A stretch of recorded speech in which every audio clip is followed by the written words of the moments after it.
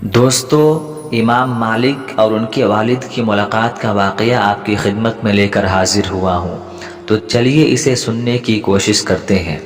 جب تک انسان کو اللہ کی پہچان نہ ہو، اس کے دل میں اللہ کی محبت پیدا نہیں ہو سکتی۔ بہت زمانے پہلے یعنی بنو امیہ کے دور کا واقعہ ہے، جب امام مالک ابھی طالب علمی کی زندگی گزار رہے تھے۔ ان کے ایک استاذ تھے جن کا نام ربیعۃ الرائے تھا۔ بہت بڑے عالم تھے۔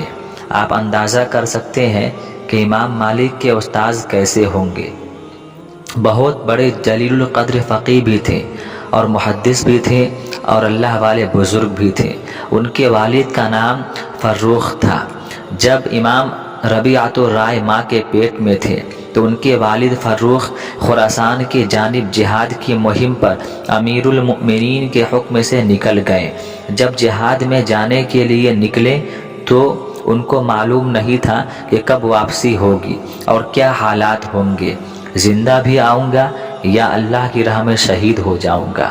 اس لیے ان کے پاس جو 30,000 دینار یا درہم تھے، انہوں نے اپنی بیوی کو دے دیا اور کہا، میں جہاد میں جا رہا ہوں اور یہ 30,000 تمہارے حوالے ہے، ضرورت کے مطابق اس میں سے خرچ کرتے رہنا۔ اگر اللہ نے زندگی باقی رکھی اور واپسی ہو گئی تو پھر تم سے آ کر حساب لے لوں گا۔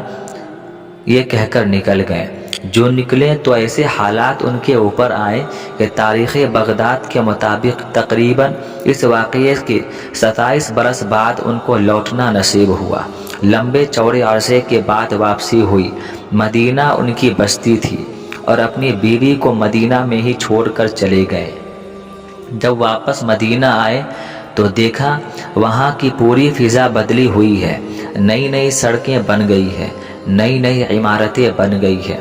خیر آئے اور بہت غور و فکر کے بعد اپنی گلی وغیرہ کو پہچانا اور اپنے گھر پہنچے۔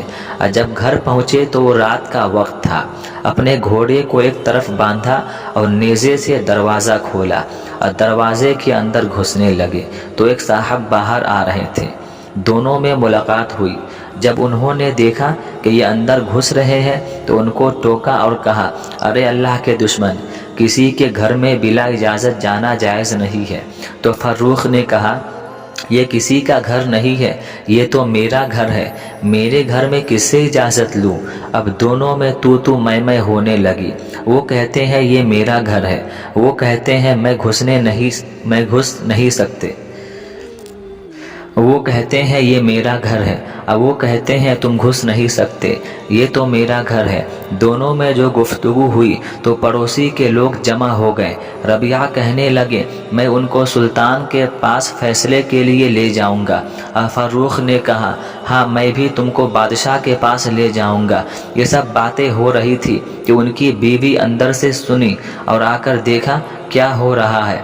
جو دیکھا تو یہ تماشا یہ نظر آیا کہ دونوں باپ بیٹے دست و گریباں ہیں۔ ان کو بڑا تعجب ہوا اور انہوں نے کہا، یہ معرفت نہ ہونے کی وجہ سے جھگڑا ہو رہا ہے، پہچان نہیں ہے۔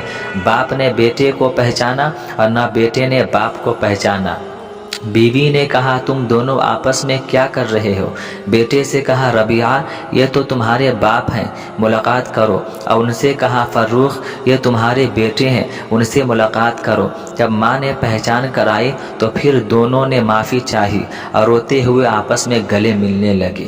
غور کیجئے، جب تک دونوں میں پہچان نہیں تھی تو لب و لہجے میں فرق اور انداز ایسا کہ جب بیٹے کو معلوم ہوا کہ یہ میرے ابا جی ہیں اور باپ کو معلوم ہوا کہ یہ میرا بیٹا ہے تو پھر گلے مل رہے ہیں۔ معلوم ہوتا ہے کہ معرفت و پہچان اتنی بڑی چیز ہے کہ جب پہچان ہوتی ہے تو دل میں محبت آتی ہے اور پہچان نہیں ہوتی تو دل میں محبت نہیں ہوتی۔ اس لیے جب انسان کو اللہ کی پہچان اپنے اندر پیدا کرتا ہے تو اس کے دل کے اندر اللہ کی محبت آ جاتی ہے۔